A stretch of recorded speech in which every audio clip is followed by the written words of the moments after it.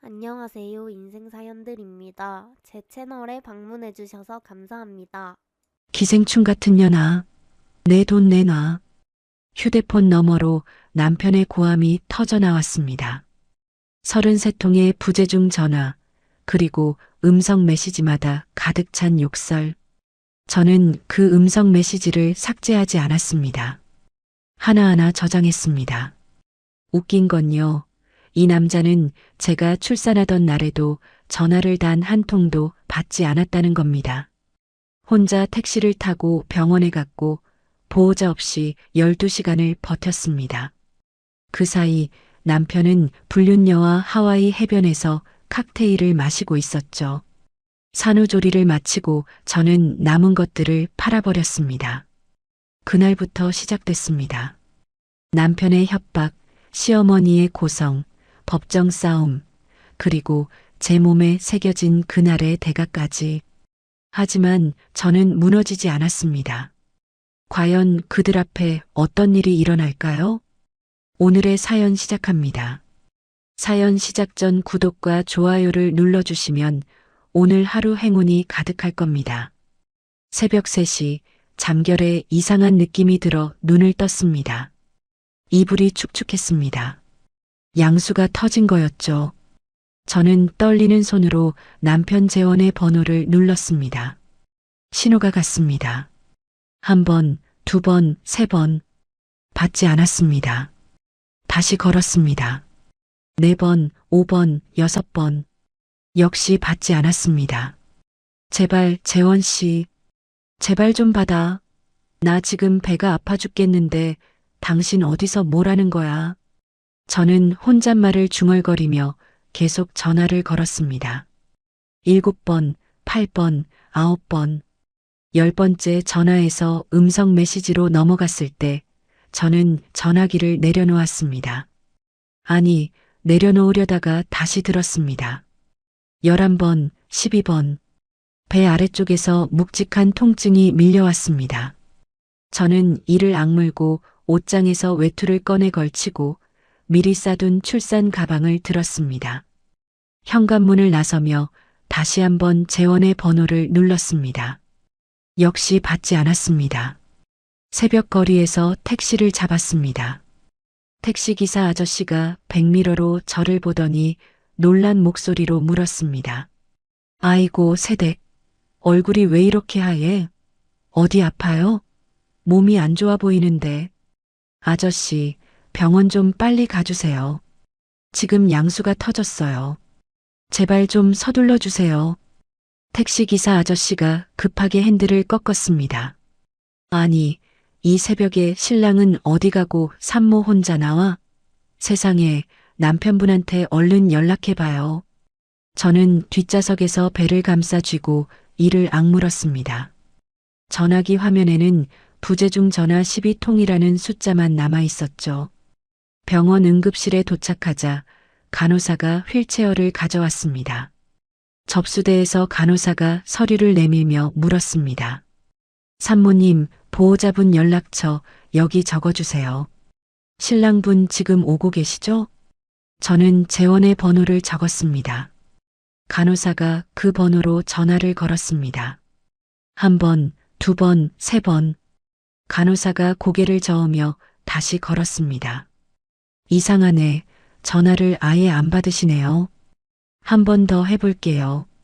보통 이럴 땐 자다가도 벌떡 일어날 텐데. 세 번째 시도에서도 재원은 받지 않았습니다. 간호사가 난처한 얼굴로 저를 바라봤습니다. 산모님, 보호자분이 계속 안 받으셔서요. 일단 산모님 본인 확인으로 급하게 진행할게요. 서명 좀 해주세요. 저는 고개를 끄덕였습니다. 그게 전부였습니다. 더 할 수 있는 게 없었으니까요. 분만실에 들어갔습니다. 시간이 흘러도 아이가 쉽게 나오지 않았습니다. 담당 의사가 제 쪽을 보며 말했습니다. 산모님, 지금 태아 심박수가 자꾸 떨어지고 있어요. 아이가 힘들어하니까 상황 봐서 바로 배 가르고 수술해야 할 수도 있습니다. 네, 선생님. 시키는 대로 다 할게요. 보호자분은요? 아직도 소식 없어요? 수술 동의서 써야 할지도 모르는데. 저는 대답 대신 고개만 끄덕였습니다. 의사가 간호사에게 뭔가를 지시했고 간호사가 다시 재원에게 전화를 걸었습니다. 받지 않았습니다. 12시간을 버텼습니다. 분만실 천장의 하얀 조명이 눈앞에서 흔들렸습니다. 다행히 제왕절개 없이 아이가 나왔지만 출혈이 심했습니다. 의사가 수혈이 필요하다고 했고 저는 주사 바늘이 팔에 꽂히는 것을 느끼며 눈을 감았습니다. 회복실에서 눈을 떴을 때 간호사가 제 휴대폰을 건네줬습니다. 저는 가장 먼저 재원의 이름을 찾았습니다. 부재중 전화도 문자도 카카오톡도 없었습니다. 아무것도요. 대신 눈에 들어온 건 재원의 카카오톡 프로필 사진이었습니다. 파란 바다, 하얀 모래사장, 하와이 해변이었습니다. 사진 오른쪽 아래에 여자의 손이 찍혀 있었습니다. 손톱에 빨간 매니큐어를 칠한 손이었죠. 저는 그 사진을 한참 들여다봤습니다. 회복실 천장이 빙글빙글 돌았습니다. 간호사가 달려와 제 어깨를 잡았지만 저는 전화기를 놓지 않았습니다. 산후조리원에 들어간 첫날이었습니다. 옆방 산모의 남편이 미역국 냄비를 들고 복도를 지나갔습니다. 여보, 이거 뜨거울 때 얼른 먹어. 당신 고생해서 내가 장모님 댁에서 직접 받아왔어. 그 다음 방 산모의 남편은 꽃다발을 안고 들어왔습니다. 우리 마누라 애 낳느라 진짜 고생 많았어. 이거 봐, 당신 좋아하는 장미꽃이야. 복도에서 마주치는 남편들은 하나같이 들뜬 얼굴이었죠. 저는 방 커튼을 치고 침대에 앉아 재원의 카카오톡 프로필에서 본 그 해변 사진을 다시 떠올렸습니다. 빨간 매니큐어를 칠한 여자의 손. 저는 재원의 인스타그램을 열었습니다. 재원의 계정에는 별다른 게 없었지만 팔로잉 목록에서 강민서라는 이름을 발견했습니다. 강민서의 계정을 눌렀습니다. 하와이 리조트 수영장 사진, 와이키키 해변 석양 사진, 고급 레스토랑에서 찍은 음식 사진, 그리고 그 사진들 곳곳에 재원이 있었습니다. 선글라스를 끼고 웃고 있는 재원, 서핑보드를 들고 있는 재원, 칵테일 잔을 부딪히며 찍은 투샷. 저는 민서의 게시물을 하나하나 거슬러 올라갔습니다. 하와이 사진뿐만이 아니었습니다. 6개월 전 부산 해운대에서 찍은 사진에도 재원이 있었습니다. 그때 저는 임신 8개월이었습니다. 배가 너무 커서 혼자 병원 검진을 다니던 때였죠. 같은 산후조리원에 있던 유진이라는 산모가 복도에서 저를 보고 말을 걸었습니다. 은우 엄마, 남편분은 오늘도 안 오셨어? 출장이 그렇게 길어? 아이고, 아무리 바빠도 그렇지. 마누라 산후조리 하는데 얼굴 한번 안 비치면 서운해서 어떡해. 아, 네. 해외로 멀리 나가 있어서요. 일이 워낙 바쁜 사람이라 어쩔 수가 없네요. 유진이 고개를 끄덕이며 방으로 돌아갔습니다. 그날 밤 벽 너머로 유진이 남편과 영상통화하며 웃는 소리가 들려왔습니다. 자기야, 우리 아기 봐봐. 자기도 보고 싶지? 빨리 와. 저는 이불을 뒤집어 쓰고 휴대폰을 꺼냈습니다. 건물 등기부등본을 열었습니다. 이 건물은 결혼 전에 제가 산 거였습니다. 돌아가신 아버지가 남겨주신 7천만 원과 제가 직장 다니며 모은 3천만 원. 재원의 돈은 한 푼도 들어가지 않았습니다. 등기부등본에 제 이름 석자가 또렷하게 찍혀 있었죠. 산후조리원에 들어온 지 일주일째 되는 날, 저는 평소 건물 관리를 맡기던 중개사 아저씨에게 전화를 걸었습니다. 사장님, 저예요. 서아.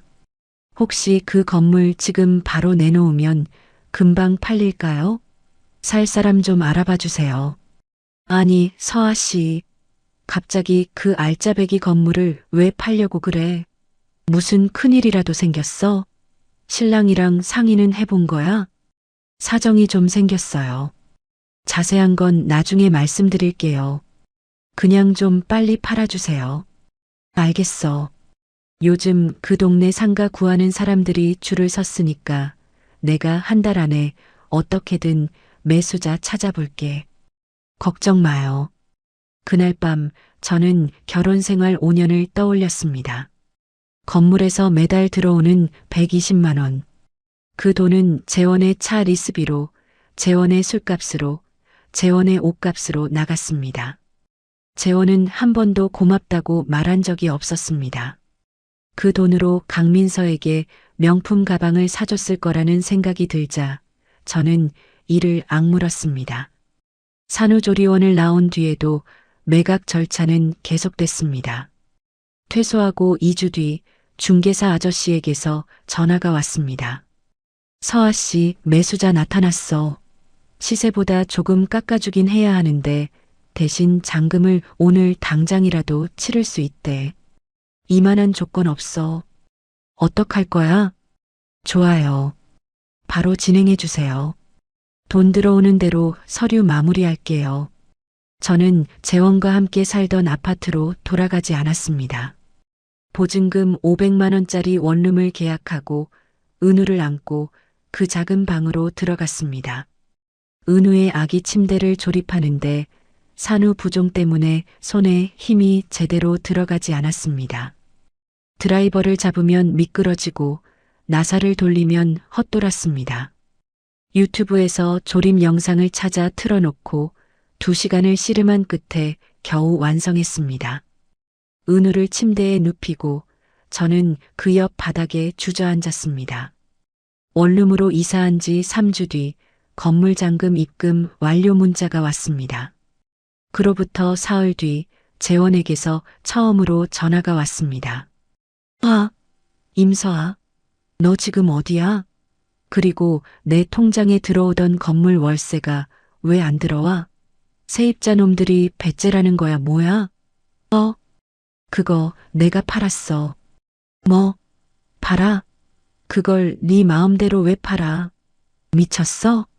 그게 어떤 돈인데? 저는 전화를 끊었습니다. 그 직후부터 전화가 쏟아졌습니다. 1통, 2통, 3통.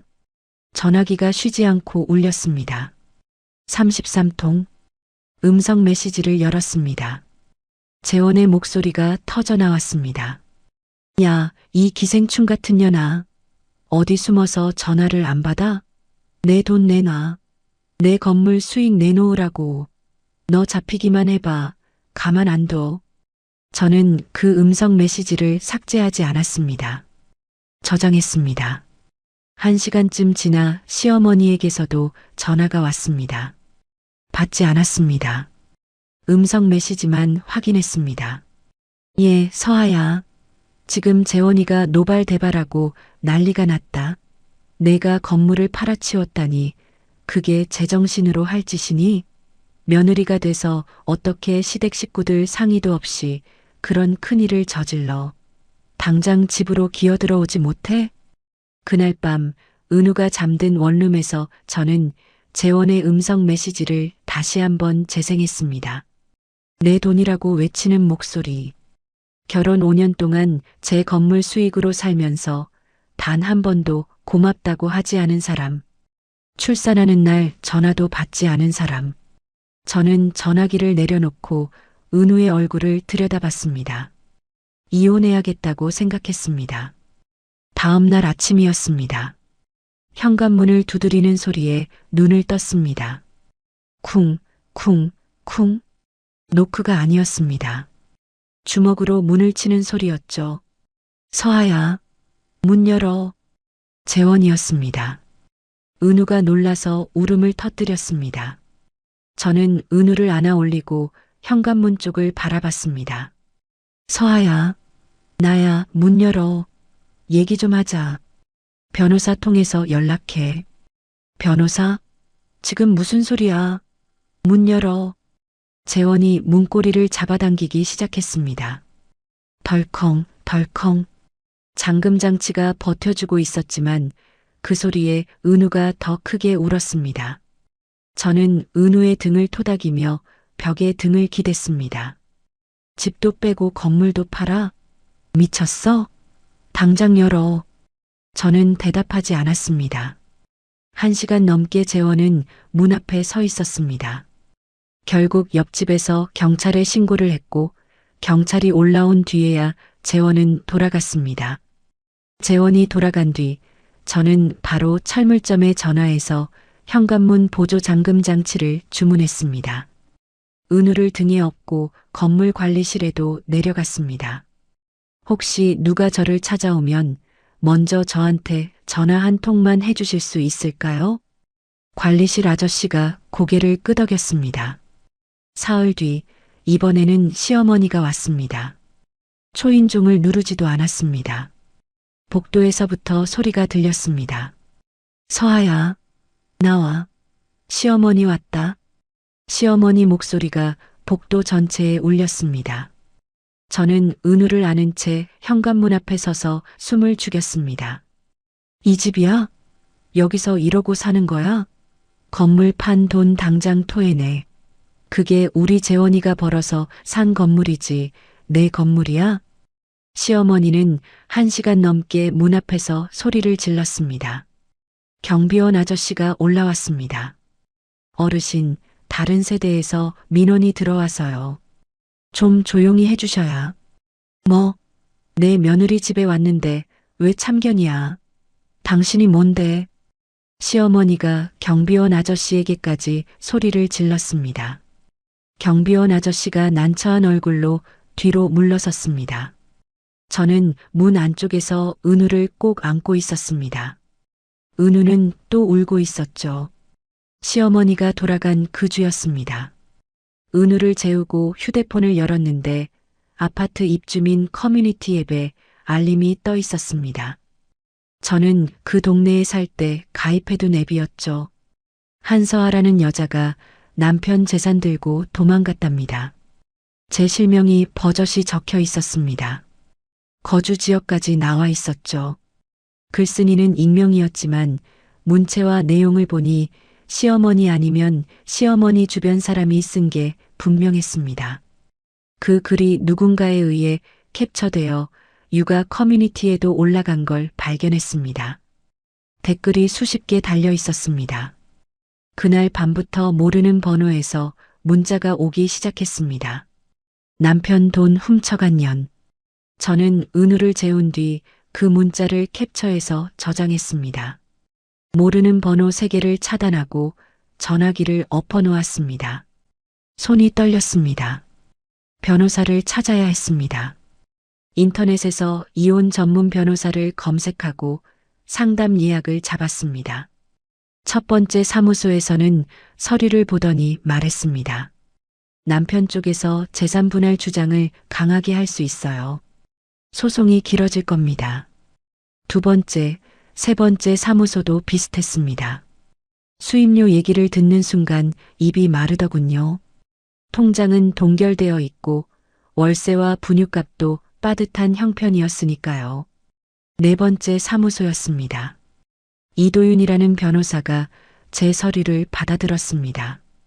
등기부등본, 건물 매입 당시 통장 거래 내역, 아버지 유산 관련 서류. 도윤 변호사가 서류를 한 장씩 넘기며 꼼꼼히 읽었습니다. 그리고 서류를 내려놓으며 말했습니다. 이건 명백한 혼전 재산이에요. 서아 씨 돈으로 산 거 서류에 다 나와 있습니다. 싸울 수 있어요. 저는 그 자리에서 재원의 음성 메시지, 민서의 SNS 사진 캡처, 입주민 커뮤니티 게시글 캡처를 모두 꺼내 놓았습니다. 도윤 변호사가 음성 메시지를 재생했습니다. 기생충 같은 년아, 내 돈 내놔. 도윤 변호사가 전화기를 내려놓으며 고개를 끄덕였습니다. 이 사람이 내 돈이라고 한 게 오히려 증거가 됩니다. 자기 재산이라고 착각하고 있었다는 뜻이니까 전략 세울 수 있습니다.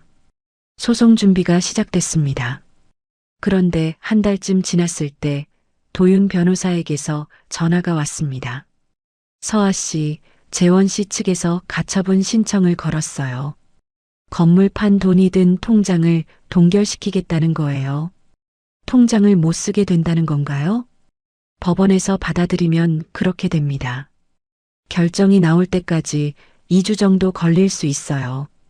2주 뒤 법원이 가처분 신청을 받아들였습니다. 건물 매각 대금이 든 통장이 동결됐습니다. 냉장고를 열었습니다. 분유가 한 통 남아 있었습니다. 그 다음 날 아침 저는 구직 사이트를 뒤졌습니다. 부동산 컨설팅 회사 사무보조, 경력 무관. 저는 바로 지원했습니다. 면접에서 대표가 물었습니다. 부동산 관련 경험이 있으세요? 결혼 전에 소형 상가 건물을 직접 매입해서 관리하고 최근에 매각까지 했습니다. 직접요? 네, 세입자 관리부터 임대차 계약, 매각 절차까지 전부 제가 했습니다. 대표가 잠시 저를 바라보더니 말했습니다. 다음 주 월요일부터 나올 수 있어요? 출근 첫날 은우를 맡길 곳이 급했습니다. 어린이집은 자리가 없었습니다. 이웃에 사는 60대 아주머니가 생각났습니다.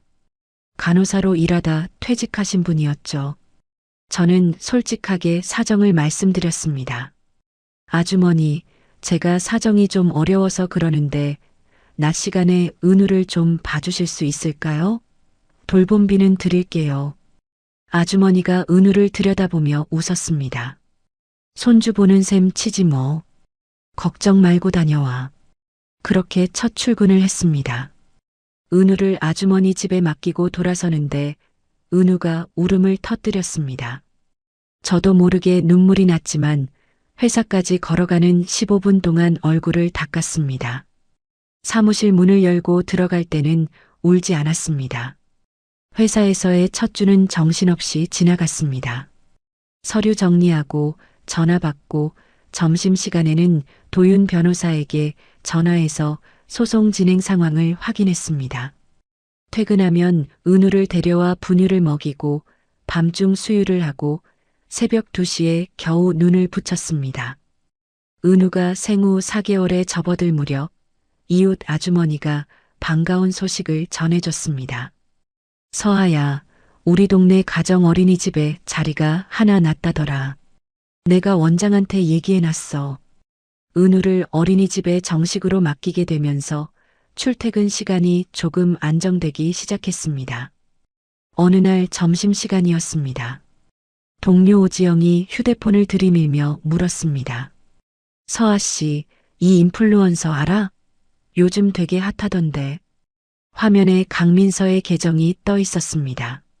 새로 산 명품 가방을 들고 찍은 사진이었죠.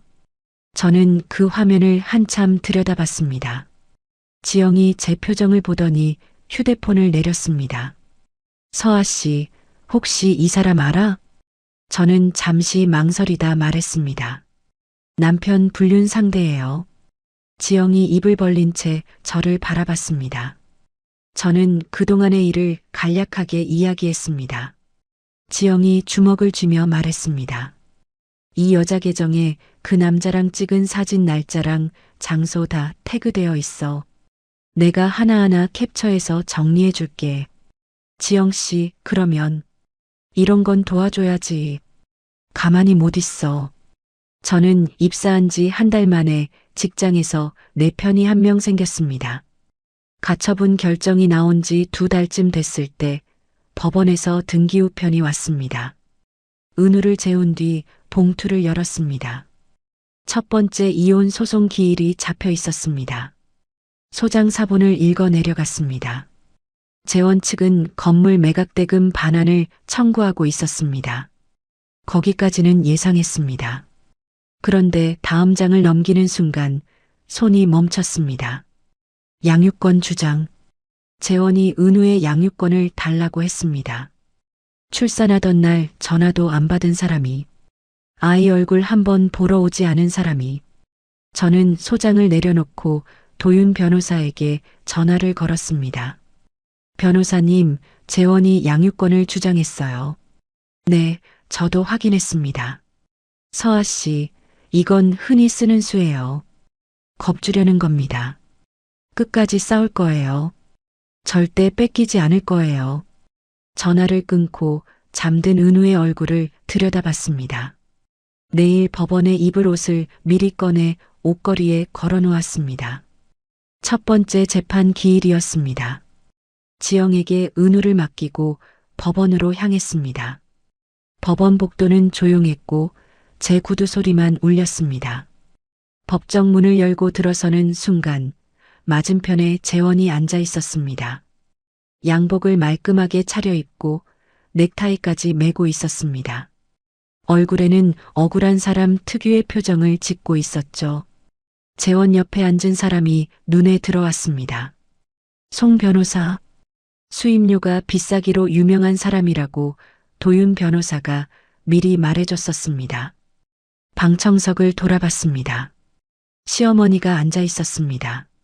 시어머니 옆에 시어머니의 여동생까지 나란히 앉아 저를 노려보고 있었죠.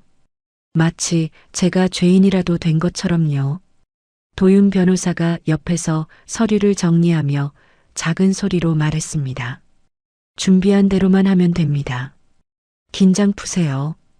재판이 시작됐습니다. 재원 쪽 송 변호사가 먼저 입을 열었습니다. 해당 건물의 임대 수익은 결혼 기간 내내 부부 공동 생활비로 사용되었습니다. 따라서 건물 역시 실질적인 공동 재산으로 봐야 합니다. 도윤 변호사가 서류를 들어올리며 반박했습니다. 건물 취득 자금 전액은 한서아의 혼전 재산입니다. 등기부등본과 금융거래 내역으로 확인 가능합니다. 임대 수익을 생활비에 쓴 것과 건물 소유권은 전혀 다른 문제입니다. 재판장이 재원 측을 바라보며 말했습니다. 원고 측에서 건물 취득에 대한 자금 기여 내역을 구체적으로 소명해 주시기 바랍니다. 송 변호사가 잠시 재원과 귓속말을 나눈 뒤 답했습니다.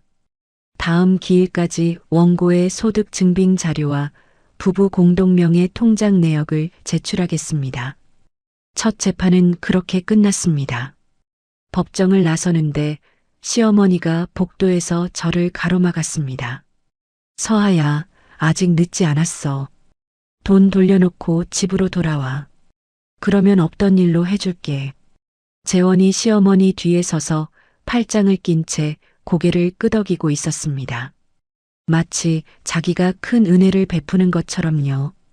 저는 아무 말도 하지 않고 돌아서서 법원을 나왔습니다. 약 6주 뒤 두 번째 재판 기일이 잡혔습니다. 그 사이 도윤 변호사와 여러 차례 만나며 전략을 준비했습니다. 도윤 변호사가 재원 측이 제출할 소득 자료를 미리 예상하며 말했습니다. 재원 씨 연봉이 4,800만 원 수준이에요. 그 돈으로 외제차 리스에 하와이 여행에 그 여자한테 명품까지 사줬다고요? 숫자가 안 맞아요. 신고 안 한 수입이 분명히 있을 겁니다. 저는 결혼 생활을 떠올렸습니다. 재원이 카드 명세서를 보며 자주 하던 말이 있었죠. 이건 회사 법인 카드로 처리했어. 접대비라고 했고 출장비라고 했고 업무 관련 지출이라고 했습니다. 그런데 그게 정말 전부 회사 돈이었을까요? 저는 기억나는 것들을 하나하나 도윤 변호사에게 전달했습니다. 두 번째 재판 기일이 왔습니다. 재원 측이 소득 증빙 자료를 제출했습니다. 연소득 4,800만 원. 도윤 변호사가 그 서류를 받아들고 미리 준비한 자료를 꺼냈습니다. 재원 씨가 타고 다니는 외제차 리스비가 월 130만 원입니다. 연간 1,560만 원이죠. 도윤 변호사가 다음 서류를 넘겼습니다. 올해 초 하와이 왕복 비즈니스석 항공권 2장, 380만 원. 그리고 지영이 캡처해준 민서의 인스타그램 사진을 꺼냈습니다. 이 사진은 강민서 씨의 게시물입니다. 날짜와 장소가 태그되어 있고 명품 매장에서 찍은 영수증 사진도 포함되어 있습니다. 연소득 4,800만 원으로 이 지출이 가능한지 재판부의 판단을 구합니다. 법정이 조용해졌습니다. 재판장이 재원을 바라보며 물었습니다. 원고, 소득과 지출 사이에 상당한 차이가 있는데 이에 대해 소명해 주시죠. 재원의 얼굴이 빨갛게 달아올랐습니다. 재원이 더듬거리며 입을 열었습니다. 그건 사업 파트너한테 빌린 돈으로. 도윤 변호사가 바로 받아쳤습니다. 그 사업 파트너의 실명과 차용증을 제출해 주십시오. 재원이 송 변호사를 돌아봤습니다. 송 변호사가 입술을 굳게 다물고 있었습니다. 다음 기일까지 준비하겠습니다. 송 변호사가 겨우 그렇게 답했습니다. 두 번째 재판이 끝난 뒤 도윤 변호사가 저에게 말했습니다. 차용증 못 낼 겁니다. 없으니까요. 다음 기일까지 제출 못하면 법원에 국세청 사실조회를 신청할 거예요. 그러면 재원 씨가 최근 5년간 세금을 얼마나 냈는지, 어디서 돈이 오갔는지 전부 법원으로 회신됩니다. 약 6주 뒤 세 번째 기일이 왔습니다. 재원 측은 차용증을 제출하지 못했습니다. 도윤 변호사가 바로 국세청 사실조회를 신청했고 법원이 이를 받아들여 국세청에 공문을 보냈습니다. 사실조회 회신까지 약 한 달이 걸렸습니다. 네 번째 기일이 추가로 잡혔죠. 저는 그 한 달 동안 회사에서 일하고 은우를 키우고 밤마다 도윤 변호사가 보내주는 서류를 검토했습니다. 잠이 늘 부족했지만 멈출 수 없었습니다. 네 번째 재판 기일. 국세청에서 회신이 왔습니다. 도윤 변호사가 서류를 펼치며 말했습니다. 재원 씨는 본인 직장 외에 프리랜서 컨설팅 명목으로 여러 업체에서 수천만 원을 받아왔습니다. 그런데 이 수입의 상당 부분을 세금 신고에서 빠뜨렸습니다. 법정이 다시 조용해졌습니다. 도윤 변호사가 서류를 한 장 더 넘겼습니다. 그리고 재원 씨 이름이 아닌 대학 동기 명의의 계좌로 정기적으로 돈이 이체된 내역도 확인됩니다. 재원의 얼굴에서 핏기가 빠졌습니다. 송 변호사의 입이 굳게 닫혀 있었습니다. 도윤 변호사가 재판장을 향해 말했습니다. 재원 씨는 이 건물에 단 한 푼도 보탠 적이 없습니다. 오히려 자기 수입을 숨겨온 사람입니다. 이런 사람에게 아이의 양육을 맡기는 것이 과연 아이를 위한 일인지 재판부에서 판단해 주시기 바랍니다. 저는 재원의 얼굴을 봤습니다. 처음 보는 표정이었습니다. 당황, 공포, 분노가 한꺼번에 섞인 얼굴이었죠. 재원 뒤 방청석에 앉은 시어머니가 입을 벌린 채 굳어 있었습니다. 아들의 이중 생활을 처음 알게 된 얼굴이었습니다. 재판이 끝나고 법원 복도로 나왔습니다. 재원이 뒤따라 나와 제 팔을 잡았습니다. 야, 이러면 나 세무조사 받아. 알아? 그러면 내가 책임질 거야? 목소리가 떨리고 있었습니다. 협박인지 읍소인지 구분이 안 됐습니다. 저는 재원의 손을 뿌리쳤습니다. 아무 말도 하지 않고 돌아섰습니다. 등 뒤로 시어머니의 울먹이는 목소리가 들렸습니다. 재원아, 이게 다 무슨 소리야? 내가 그런 짓을 했어? 그리고 송 변호사의 차가운 목소리가 겹쳐 들렸습니다. 진작 사실대로 말씀하셨어야죠. 저는 멈추지 않았습니다. 법원 정문을 나서며 봄바람을 맞았습니다. 다리가 풀렸지만 걸음을 멈추지 않았습니다. 네 번째 재판이 끝나고 2주가 지났습니다. 도윤 변호사에게서 전화가 왔습니다. 서아 씨, 재원 씨 측에서 합의를 요청해 왔어요. 합의요? 네. 지금 재원 씨가 가장 무서워하는 건 세무조사예요. 법정에서 드러난 내용을 가지고 국세청에 제보까지 하면 세금 문제로 형사처벌까지 갈 수 있거든요. 지금 우리가 완전히 위에 있습니다. 저는 어린이집에서 은우를 데려와 원룸 바닥에 앉혔습니다. 은우가 이불 위에서 몸을 뒤척이더니 혼자 힘으로 뒤집기를 했습니다. 배를 깔고 엎드린 채 고개를 들어 저를 보며 웃었죠. 변호사님, 합의 조건은 제가 정할게요. 합의 협상 자리가 잡혔습니다. 도윤 변호사가 먼저 조건을 내걸었습니다. 건물 매각 대금에 대한 일체의 권리를 포기할 것. 양육권은 전부 한서아에게 넘길 것. 그리고 위자료 3천만 원. 송 변호사가 재원에게 고개를 돌렸습니다. 작은 목소리로 뭔가를 말했습니다. 재원이 고개를 세차게 저었습니다. 양육권은 안 돼. 그건 못 줘. 도윤 변호사가 서류 한 장을 꺼내 테이블 위에 놓았습니다. 재원 씨, 은우가 태어난 날 어디 계셨죠? 재원이 입을 다물었습니다. 하와이행 항공권 기록입니다. 출산 당일 재원 씨는 하와이에 있었어요. 도윤 변호사가 다음 서류를 넘겼습니다.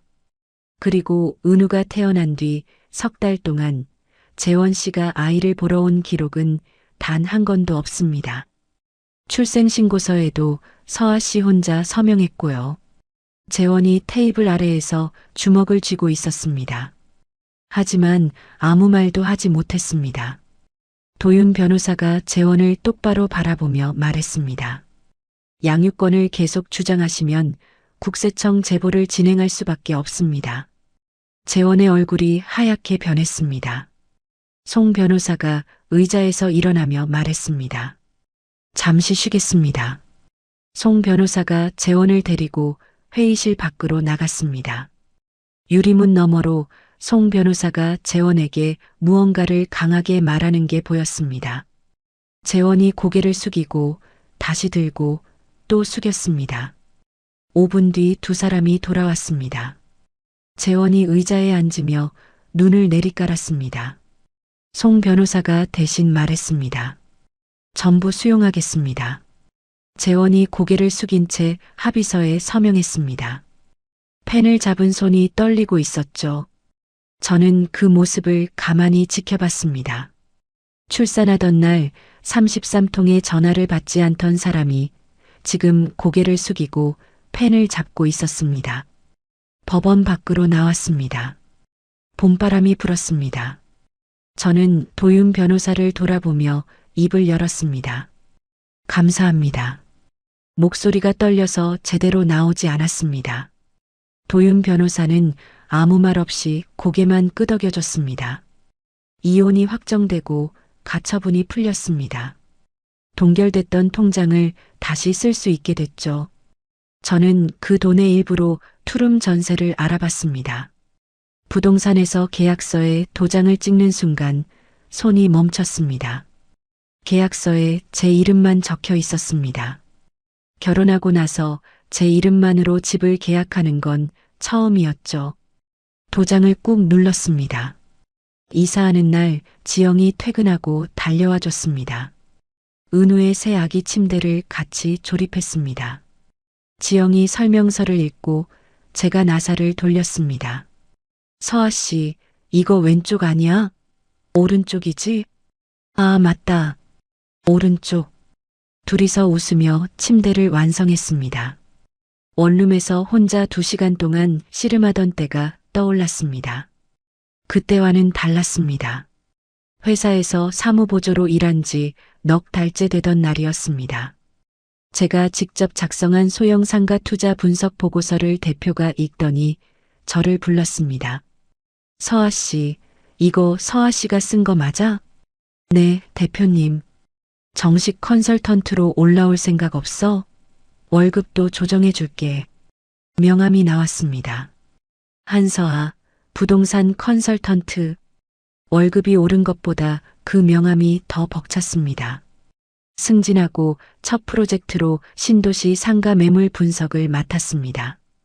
현장을 직접 돌아다니며 건물 상태를 확인하고 임대 수익률을 계산하고 보고서를 작성했습니다. 예전에 제 건물을 관리하던 때의 감각이 살아났죠. 거래처 사장님 한 분이 보고서를 받아보고 말했습니다. 한 컨설턴트, 꼼꼼하네. 다음에도 부탁할게. 어느 저녁이었습니다. 은우를 어린이집에서 데려와 새 집에서 이유식을 먹이고 있었습니다. 숟가락을 입에 가져다 대는데 은우가 입을 오물거리더니 소리를 냈습니다. 맘마. 숟가락을 든 채 멈췄습니다. 은우가 저를 보며 또 말했습니다. 맘마. 웃음이 나왔습니다. 한참을 웃었습니다. 그러다 울었습니다. 왜 우는지 저도 몰랐습니다. 그냥 눈물이 멈추지 않았습니다. 회사 회식 자리에서 지영이 제 옆에 앉으며 말했습니다. 서아 씨, 나 진짜 대단하다고 생각해. 혼자 애 키우면서 이 업계에서 이만큼 한 거. 다른 동료가 맞은편에서 끼어들었습니다. 맞아. 서아 씨 오고 나서 사무실 분위기가 확 달라졌어. 결혼 생활 5년 동안 재원에게서 한 번도 듣지 못한 말이었습니다. 수고했다, 잘한다, 대단하다. 그런 말을 직장 사람들에게서 듣고 있었습니다. 이혼 확정 후 넉 달쯤 지났을 때 은우의 돌잔치를 했습니다. 동네 작은 식당을 빌렸습니다. 지영이 왔고 도윤 변호사가 왔고 어린이집 선생님이 왔고 회사 대표님까지 와줬습니다. 도윤 변호사가 은우에게 작은 동화책을 선물했습니다. 은우를 내려다보며 말했죠. 은우야, 내가 이 책을 읽을 때쯤이면 엄마가 얼마나 대단한 사람인지 알게 될 거야. 저는 고맙다고 인사하며 도윤 변호사의 얼굴을 봤습니다. 눈빛에 뭔가가 있었습니다. 변호사와 의뢰인 사이의 눈빛은 아니었죠. 저는 그걸 느끼고도 모른 척 넘겼습니다. 다 같이 모여 사진을 찍었습니다. 제가 은우를 안고 가운데에 서고 지영, 도윤 변호사, 어린이집 선생님이 양옆에 섰습니다. 사진을 찍으며 웃었습니다. 이 정도면 괜찮다고 생각했습니다. 우리 잘 살 수 있다고요. 돌잔치가 끝난 그날 밤이었습니다. 은우를 재우고 설거지를 하고 있었습니다. 갑자기 심장이 미친 듯이 뛰기 시작했습니다. 숨이 막혔습니다. 싱크대를 두 손으로 붙잡았지만 다리에 힘이 풀려서 바닥에 주저앉았습니다. 눈앞에 하얀 불빛이 겹쳐 보였습니다. 분만실 천장의 무영등이었습니다. 이 증상은 오늘 처음이 아니었습니다. 산후조리원에 있을 때부터 가끔씩 찾아왔었죠. 저는 더 이상 무시할 수 없었습니다. 다음 날 아침 출근길 지하철에서도 가슴이 조여왔습니다. 손잡이를 잡은 손에 힘을 주며 버텼습니다. 회사에 도착해서 컴퓨터를 켜는 순간부터는 일에 집중했습니다. 그러면 잊을 수 있었으니까요. 그 무렵 맡은 프로젝트가 있었습니다. 재개발 예정 지역의 상가 투자 분석이었죠. 현장을 직접 돌고 주변 시세를 조사하고 수익률 분석표를 만들었습니다. 그 보고서를 본 거래처 사장님이 전화를 걸어왔습니다. 한 컨설턴트, 이런 분석해주는 사람 처음이야. 다른 물건도 맡겨도 돼? 대표가 제자리로 와서 말했습니다. 서아 씨, 이 프로젝트 수주되면 인센티브 따로 챙겨줄게. 잘하고 있어. 은우도 잘 자라고 있었습니다. 어린이집 선생님이 연락장에 적어줬죠.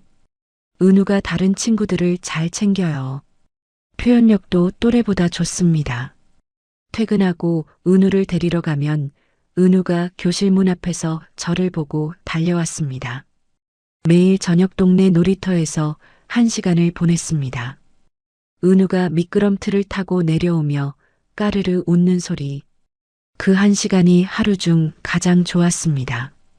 프로젝트 수주에 성공한 날이었습니다. 지영과 퇴근 후 밥을 먹으며 저도 모르게 꺼낸 말이 있었습니다. 지영 씨, 내년에 내 이름으로 작은 사무실 하나 내보고 싶어? 지영이 젓가락을 내려놓으며 저를 봤습니다. 너라면 할 수 있어. 그때 나도 데려가. 농담이 아니었습니다. 지영의 눈이 진지했거든요. 인센티브가 들어온 날 퇴근하고 마트에 들렀습니다. 은우에게 사주고 싶었던 학습 장난감 세트를 골랐습니다. 은우가 박스를 뜯으며 까르르 웃었습니다. 이 돈은 제가 번 거였습니다. 재원의 돈이 아니라 제 이름으로 벌어서 제가 쓰는 돈이었죠. 그런데 그 주부터 몸이 이상했습니다. 퇴근하고 은우를 재우면 심장이 다시 뛰기 시작했습니다. 쿵, 쿵, 쿵. 가슴을 손으로 누르면 잠잠해지다가 손을 떼면 다시 뛰었습니다. 어느 날은 은우를 안고 아파트 계단을 올라가고 있었습니다. 갑자기 다리에서 힘이 빠졌습니다. 난간을 붙잡지 않았으면 넘어졌을 겁니다. 은우를 떨어뜨릴 뻔했습니다. 저는 계단에 주저앉아 은우를 꽉 안은 채 한참을 움직이지 못했습니다. 며칠 뒤 마트에서 장을 보고 있었습니다. 계산대 줄에 서 있는데 갑자기 눈앞이 하얘졌습니다. 분만실 천장의 조명이 겹쳐 보였습니다. 숨이 안 쉬어졌습니다. 저는 계산대 앞에서 주저앉았습니다. 마트 직원이 달려와 저를 부축해 의자에 앉혀줬습니다. 떨리는 손으로 지영에게 전화를 걸었습니다. 지영 씨, 미안한데 은우 좀 어린이집에서 데려와 줄 수 있어? 서아 씨, 무슨 일이야? 목소리가 왜 그래? 괜찮아. 좀 어지러워서 그래. 은우만 부탁할게. 지영이 은우를 데리고 마트로 왔습니다. 제 얼굴을 보더니 미간을 찌푸렸습니다. 서아 씨, 병원 가야 하는 거 아니야? 좀 쉬면 괜찮아질 거야. 요즘 좀 피곤해서 그래. 지영이 뭔가 더 말하려다 입을 다물었습니다. 저는 은우를 안고 집으로 들어갔습니다. 이틀 뒤였습니다. 회사에서 거래처 미팅이 있었습니다. 미팅 자료를 펼치며 설명하고 있는데 갑자기 아랫배에 통증이 왔습니다. 칼로 찌르는 것 같았습니다. 저는 실례한다고 말하고 화장실로 뛰어갔습니다. 속옷에 피가 번져 있었습니다. 저는 떨리는 손으로 119에 전화했습니다. 응급실에서 의사가 설명했습니다. 출산 때 난산을 겪으셨죠? 그때 생긴 유착이 꽤 진행돼 있어요. 골반 쪽에 염증도 같이 왔고요. 수술이 필요합니다. 수술이요? 유착을 떼어내는 수술이에요. 출산 후에 정기 검진은 받으셨어요? 산후 6주 검진 이후로는 못 갔습니다. 의사가 잠시 멈추더니 말했습니다. 출산 직후에 제대로 관리가 됐으면 여기까지 오진 않았을 수 있어요. 그때 옆에서 도와주시는 분이 안 계셨나요? 저는 아무 말도 하지 못했습니다. 그날 새벽 혼자 택시를 탄 것, 보호자 없이 분만실에 들어간 것, 12통의 전화를 받지 않은 사람, 그 하루가 지금 제 몸에 이렇게 남아 있었습니다.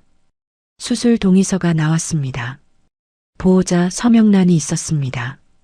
그걸 보는 순간 몸이 굳었습니다. 출산 당일 간호사가 건넨 서류의 보호자 서명란이 떠올랐습니다. 그때도 비어 있었습니다. 지금도 비어 있었습니다. 연락을 받고 지영이 달려왔습니다. 지영이 보호자 서명란에 자기 이름을 적으며 제 손을 잡았습니다. 내가 있으니까 걱정 마. 그 한마디에 눈물이 터졌습니다. 참고 있던 게 한꺼번에 쏟아졌습니다. 수술은 잘 끝났습니다. 회복실에서 눈을 떴을 때 팔에 링거가 꽂혀 있었습니다. 힘이 없었습니다. 휴대폰을 들어 확인하니 지영에게서 문자가 와 있었습니다. 은우는 내가 데리고 있어. 걱정 마. 다음 날 도윤 변호사에게서 전화가 왔습니다. 서아 씨, 안 좋은 소식이 있어요. 재원 씨가 서아 씨 입원 사실을 알았는지 양육권 변경 심판을 준비하고 있다는 정보가 들어왔어요. 링거를 맞은 팔로 주먹을 쥐었습니다. 절대 뺏기지 않을 거예요. 전화를 끊고 병원 창밖을 바라봤습니다. 해가 지고 있었습니다. 소송에서 이겼고 직장에서 인정받았고 은우와 행복한 시간도 만들었습니다. 그런데 제 몸과 마음은 아직 그날의 분만실에서 빠져나오지 못하고 있었습니다. 이번에는 나 자신을 돌봐야 할 차례였습니다. 퇴원하고 일주일이 지났습니다. 수술 부위가 욱신거려서 은우를 안아 올릴 수가 없었습니다. 은우가 두 팔을 벌리며 저를 올려다봤지만 저는 허리를 숙이는 것조차 힘들었습니다. 지영에게 전화를 걸었습니다. 지영 씨, 미안한데 이번 주 은우 어린이집 데려다주고 데려오는 것 좀 부탁해도 될까? 당연하지. 몸부터 챙겨. 출근도 못하고 빈집에 누워 천장을 바라봤습니다. 마트에서 주저앉았던 날이 떠올랐습니다. 계단에서 다리에 힘이 풀렸던 날도요. 밤마다 찾아오는 심장 두근거림도요. 피곤해서 그런 거라고 넘겼었습니다. 더 이상 그렇게 넘길 수가 없었습니다. 병원 정신건강의학과를 찾아갔습니다. 의사 앞에 앉아서 처음으로 그날 이야기를 했습니다. 새벽에 혼자 택시를 탄 것, 보호자 없이 분만실에 들어간 것, 12시간을 버틴 것, 남편이 전화를 받지 않은 것. 의사가 한참을 듣더니 말했습니다. 서아 씨, 출산 당시의 경험이 트라우마로 남아 있어요. 외상 후 스트레스 증상하고 공황 증상이 같이 나타나고 있습니다. 상당 기간 혼자 버텨오신 것 같은데 이제는 치료를 받으셔야 해요. 약도 드시고 일주일에 2번 상담도 같이 하죠. 약국에서 약봉지를 받아들었습니다. 처방전에 적힌 약 이름들을 바라봤습니다. 주차장에 서서 한참을 멍하니 있었습니다. 내가 약해서 이런 게 아니야. 그날 혼자 버텨야 했던 대가를 치르는 거야. 저는 스스로에게 그렇게 말하고 차에 올라탔습니다. 같은 시기에 도윤 변호사에게서 연락이 왔습니다. 서아 씨, 재원 씨가 양육권 변경 심판을 정식으로 청구했어요. 뭐라고 주장하는 건데요? 서아 씨가 건강 문제로 아이를 제대로 키울 수 없다는 거예요. 서아 씨 수술 기록이랑 정신과 진료 기록을 증거로 확보하려고 할 수도 있어요. 가슴이 철렁 내려앉았습니다. 솔직히 말씀드리면 진료 기록이 넘어가면 불리한 부분이 생길 수 있어요. 그러면 어떡해요? 그런데 생각을 바꿔보면 치료를 받고 있다는 것 자체가 서아 씨의 양육 의지를 보여주는 거예요. 아프면서도 치료를 받으면서 아이를 키우고 있다. 이게 오히려 증거가 됩니다. 치료를 방치하는 게 진짜 문제지, 치료를 받는 건 책임감이에요. 절대 치료 중단하지 마세요. 기록을 오히려 꼼꼼히 남기세요. 치료와 양육권 심판 준비가 동시에 시작됐습니다. 낮에는 병원에 다니고 저녁에는 은우를 돌보고 밤에는 도윤 변호사가 보낸 서류를 읽었습니다. 어느 날 밤 은우가 열이 올랐습니다. 체온계가 38도를 넘겼습니다. 은우가 보채며 울었습니다. 저는 수술 후 먹는 약을 삼키고 은우를 안아 올렸습니다. 배가 찢어지는 것 같았지만 이를 악물었습니다. 밤새 소아과 응급실과 집을 오갔습니다. 새벽 5시 거실 바닥에서 은우를 안은 채 잠이 들었습니다. 양육권 변경 심판 첫 기일이 왔습니다. 재원이 또 양복을 차려입고 법정에 앉아 있었습니다. 걱정 많은 아버지 표정을 짓고 있었죠. 도윤 변호사가 서류를 꺼냈습니다. 재원 씨는 은우가 태어난 날 하와이에 있었습니다. 출생 후 6개월 동안 아이를 찾아온 기록이 단 한 건도 없습니다. 돌잔치에도 오지 않았고요. 도윤 변호사가 다음 서류를 넘겼습니다. 반면 한서아는 수술과 치료를 받는 중에도 은우의 어린이집 출석률, 예방접종, 건강검진을 단 한 건도 빠뜨리지 않았습니다. 도윤 변호사가 재판장을 바라보며 말했습니다.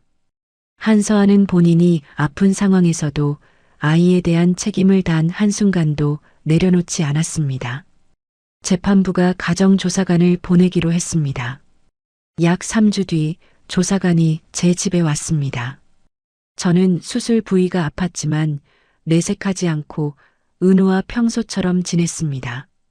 은우가 제 무릎에 앉아 엄마라고 부르며 웃었습니다. 조사관이 집 안을 둘러봤습니다.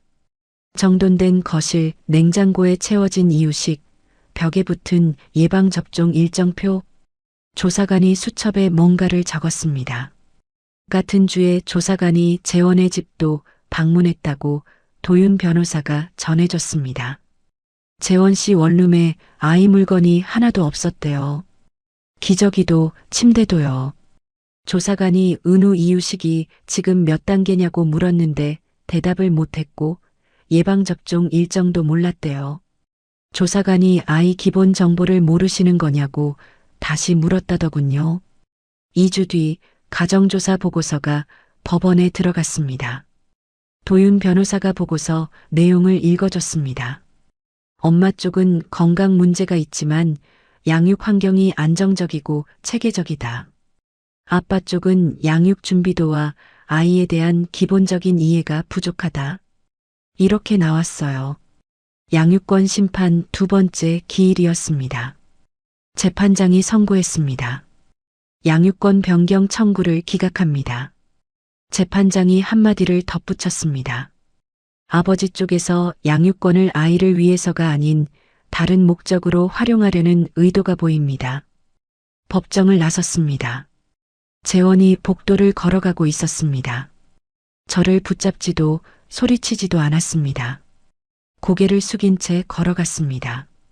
시어머니가 뒤에서 재원의 팔을 잡으며 뭔가를 말했지만 재원이 그 손을 뿌리치고 먼저 가버렸습니다. 도윤 변호사가 옆에서 말했습니다. 이제 법적으로는 정말 끝났습니다. 감사합니다. 근데 이상하게 홀가분하지가 않네요. 이 모든 싸움이 끝났는데 제 안에 남은 건 승리감이 아니었습니다. 피로와 통증이었죠. 법원에서 돌아오는 길에 약국에 들렀습니다. 정신과 약을 수령하면서 약사가 말했습니다. 꾸준히 드시는 게 중요해요. 집에 돌아와 은우를 재웠습니다. 거실 불을 끄고 바닥에 앉았습니다. 그리고 처음으로 소리내어 울었습니다. 출산 당일부터 지금까지 참아왔던 게 전부 쏟아졌습니다. 한참을 울었습니다. 새벽에 부은 눈으로 휴대폰을 들었습니다. 정신과 상담 예약 앱을 열어 다음 주 상담 일정을 확인했습니다. 이제 나를 고칠 차례야. 첫 상담 날이었습니다. 상담실 의자에 앉았습니다. 상담사가 부드러운 목소리로 물었습니다. 서아 씨, 그날 이야기를 해주실 수 있을까요? 입을 열려고 했습니다. 말이 나오지 않았습니다. 숨이 가빠지기 시작했습니다. 가슴이 조여왔습니다. 10분 동안 아무 말도 하지 못했습니다. 상담사가 물 한 잔을 건네며 기다려줬습니다. 세 번째 상담이었습니다. 상담사가 그날을 시간순으로 천천히 떠올려 보자고 했습니다. 새벽 3시에 양수가 터졌어요. 남편한테 전화했는데 안 받았어요. 12번 걸었어요. 그래서 어떻게 하셨어요? 택시를 잡았어요. 택시에서 어떠셨어요? 무서웠어요. 근데 저는 거기서 멈췄습니다. 떠오르는 기억이 하나 있었습니다. 택시기사 아저씨가 물어봤어요. 괜찮으세요? 라고. 네. 그게 그날 유일하게 누가 저를 걱정해 준 순간이었어요. 그 말을 하고 나니 눈물이 멈추지 않았습니다. 상담사가 아무 말 없이 기다려줬습니다. 한참을 울었습니다. 상담과 함께 몸도 치료해야 했습니다. 주 3회 물리치료를 받으러 다녔습니다. 치료사가 제 상태를 보며 말했습니다. 골반 쪽 근육이 많이 약해져 있어요. 출산 후에 회복할 시간이 없으셨나 봐요. 회복할 시간. 산후조리원에서 저는 뭘 하고 있었죠. 새벽마다 건물 등기부등본을 들여다보고 중개사에게 전화하고 매각 서류를 검토하고 있었습니다. 몸을 돌볼 겨를이 없었습니다. 치료비와 생활비가 동시에 빠져나갔습니다. 통장 잔고가 줄어드는 게 눈에 보였죠. 그런데 회사 대표가 전화를 걸어왔습니다. 서아 씨, 몸은 좀 어때? 복귀 시기는 부담 갖지 말고 정해. 자리는 놔둘 테니까. 지영은 매주 토요일마다 은우를 데리고 놀아줬습니다. 은우를 유모차에 태우고 공원에 가거나 지영의 집에서 블록놀이를 해줬죠.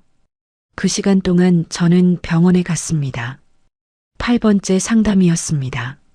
상담사가 새로운 치료 방법을 제안했습니다. 눈동자를 움직이면서 그날의 기억을 다시 떠올리는 거였습니다. 서아 씨, 분만실 천장이 보이세요? 네. 하얀 불빛이요. 그 불빛을 바라보면서 생각해 보세요.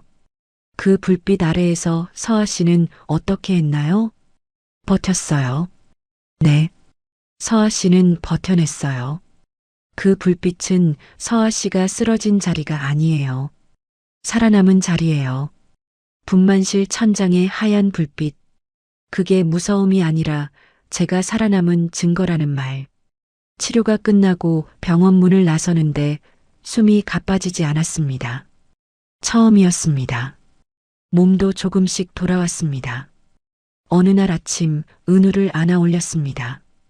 칼로 찌르는 듯한 통증이 아니라 둔한 뻐근함만 느껴졌습니다.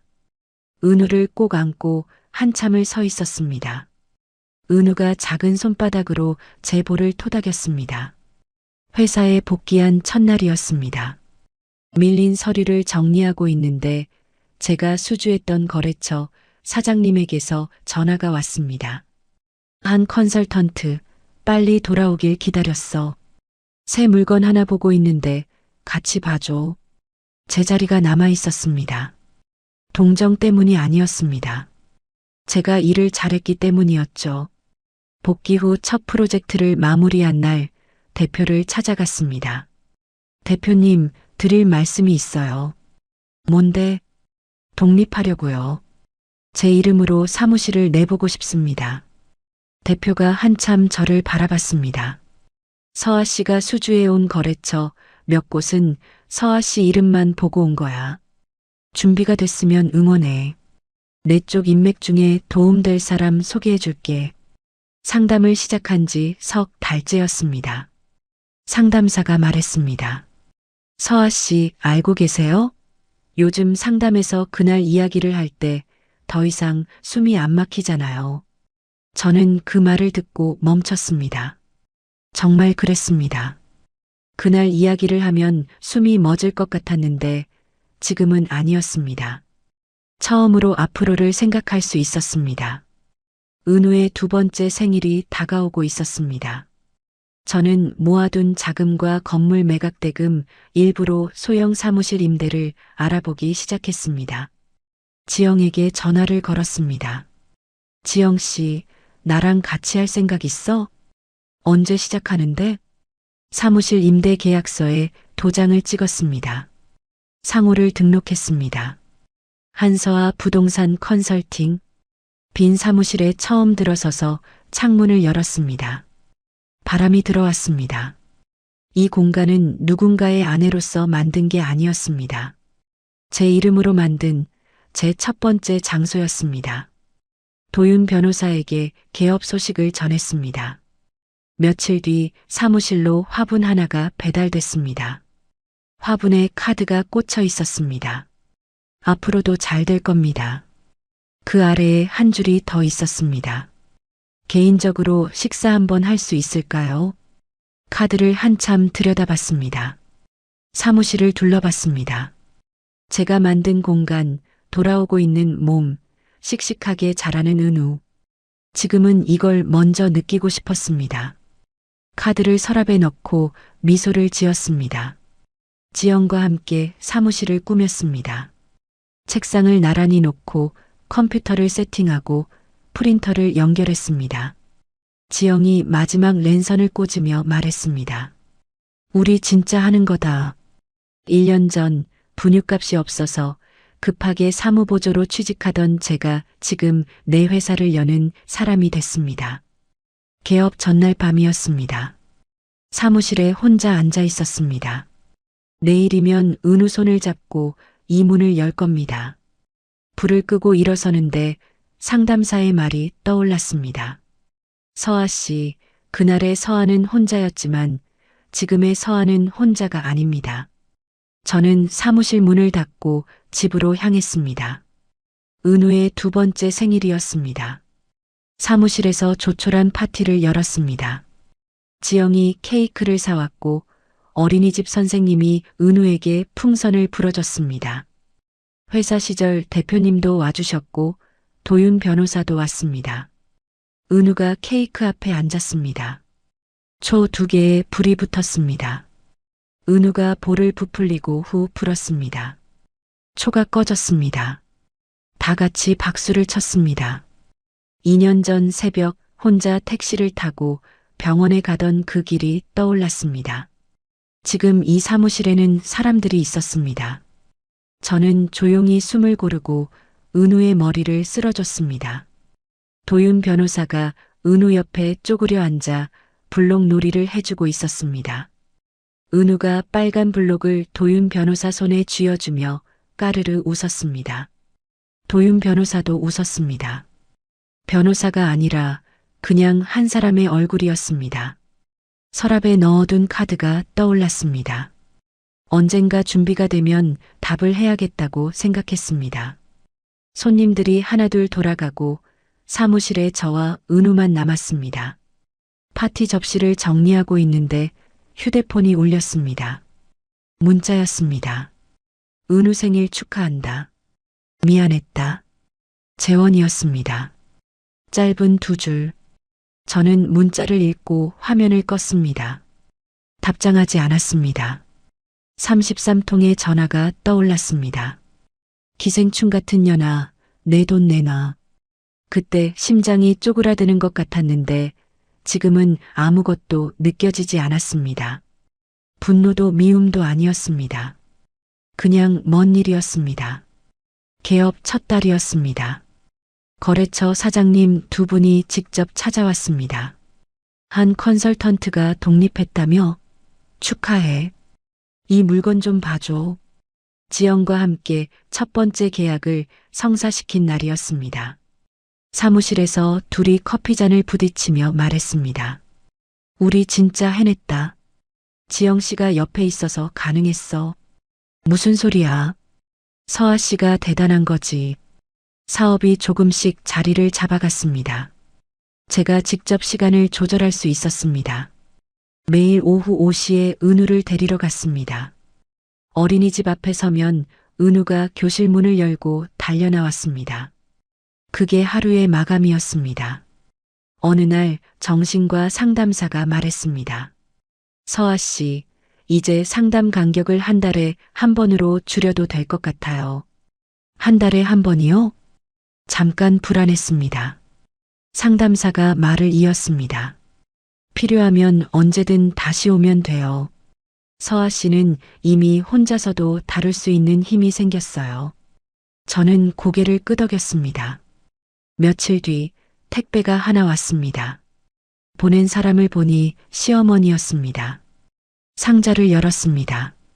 작은 돌반지 하나와 메모지가 들어 있었습니다.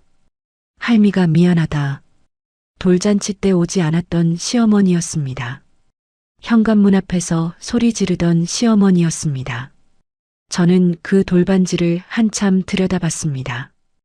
은우의 서랍에 넣어두었습니다. 답장 대신 은우의 최근 사진 한 장을 시어머니에게 보냈습니다. 사무실이 본궤도에 오른 지 석 달째 되던 날 은행에 갔습니다. 사업자 대출 상담을 받았습니다. 담당자가 서류를 넘기며 말했습니다. 사업자치고 재무 상태가 아주 안정적이시네요. 결혼 생활 동안 건물 수익을 재원에게 갖다 바치던 때가 떠올랐습니다. 지금 이 통장은 제 이름이고 제가 벌었고 제가 관리하고 있었습니다. 조용히 웃었습니다. 은행에서 돌아온 오후 서랍을 열었습니다. 도윤 변호사의 카드가 보였습니다. 저는 휴대폰을 들었습니다. 그 식사 이번 주 토요일 괜찮으세요? 5초 만에 답이 왔습니다. 좋습니다. 토요일 저녁 은우를 지영에게 맡기고 나갔습니다. 도윤 변호사와 조용한 식당에서 마주 앉았습니다. 도윤 변호사가 먼저 입을 열었습니다. 오늘은 변호사 얘기 말고 다른 얘기하면 안 될까요? 어떤 얘기요? 좋아하는 책이라든가 음악이라든가. 저는 잠시 생각했습니다. 결혼하고 나서 누군가와 이런 이야기를 나눈 적이 없었습니다. 재원과는 항상 돈 얘기, 건물 얘기, 생활비 얘기뿐이었죠. 저는 천천히 말을 꺼냈습니다. 예전에 수필집 읽는 걸 좋아했어요. 결혼하고 나서는 한 권도 못 읽었지만요. 그럼 다음에 제가 한 권 추천해 드려도 될까요? 좋아요. 식사를 마치고 집으로 돌아오는 길이었습니다. 익숙한 거리를 지나고 있었습니다. 2년 전 새벽 양수가 터져서 혼자 택시를 잡았던 바로 그 거리였습니다. 같은 길인데 두렵지 않았습니다. 시간이 그렇게 만든 건지 제가 그렇게 만든 건지 생각하다가 둘 다라고 결론을 내렸습니다. 다음 날 아침 사무실 문을 열었습니다. 책상 위에 놓인 것들을 하나씩 봤습니다. 첫 번째 계약서 파일, 지영이 가져다 둔 커피, 도윤 변호사가 보낸 화분, 은우가 어린이집에서 그려온 그림. 창밖으로 아침 햇살이 쏟아져 들어왔습니다. 컴퓨터를 켜고 오늘의 업무를 시작했습니다. 은우를 어린이집에 데려다 주는 길이었습니다. 은우가 제 손을 잡고 뒤뚱뒤뚱 걸었습니다. 은우가 고개를 들어 저를 올려다보며 물었습니다. 엄마, 회사가? 응, 엄마 회사가. 은우의 작은 손이 제 손가락을 꼭 쥐고 있었습니다. 그 온기에 집중했습니다. 어린이집 앞에서 은우를 내려줬습니다. 은우가 손을 흔들며 교실로 들어갔습니다. 저는 돌아서서 걸었습니다. 한서아 부동산 컨설팅이라고 적힌 문패가 보였습니다. 올려다봤습니다. 문을 열었습니다. 손이 떨리지 않았습니다. 여러분, 오늘 서아 씨의 이야기 어떠셨나요? 출산하던 날 전화를 받지 않았던 남편은 33통의 전화로 돈을 요구했고 서아는 그 33통의 전화 대신 자기 이름 석 자를 선택했습니다. 누군가는 이렇게 말할지도 모릅니다. 운이 좋았던 거 아니냐고요. 좋은 변호사를 만났고 좋은 동료를 만났고 법정에서도 이겼으니까요. 하지만 운이 오기 전에 서아는 혼자 택시를 탔습니다. 혼자 분만실에 들어갔습니다. 혼자 아기 침대를 조립했습니다. 혼자 이력서를 냈습니다. 운은 버티는 사람에게 찾아오는 거였습니다. 서아의 몸에는 아직 그날의 흔적이 남아 있습니다. 완전히 낫지는 않았을 겁니다. 하지만 사무실 문을 여는 손은 더 이상 떨리지 않았고 은우의 작은 손을 잡고 걸어가는 그 길 위에서 서아는 비로소 자기 자신으로 서 있었습니다. 세상에는 지금 이 순간에도 혼자 버티고 있는 사람이 있을 겁니다. 전화를 받지 않는 누군가 때문에 내 편이 아무도 없다고 느끼는 사람이요. 그런 분이 계시다면 이 한마디만 드리고 싶습니다. 당신이 약한 게 아닙니다. 혼자 버텨야 했던 그 시간이 너무 길었던 겁니다. 이야기를 끝까지 들어주신 분이 계시다면 잘 들었다고 댓글 하나만 남겨주세요. 감사합니다.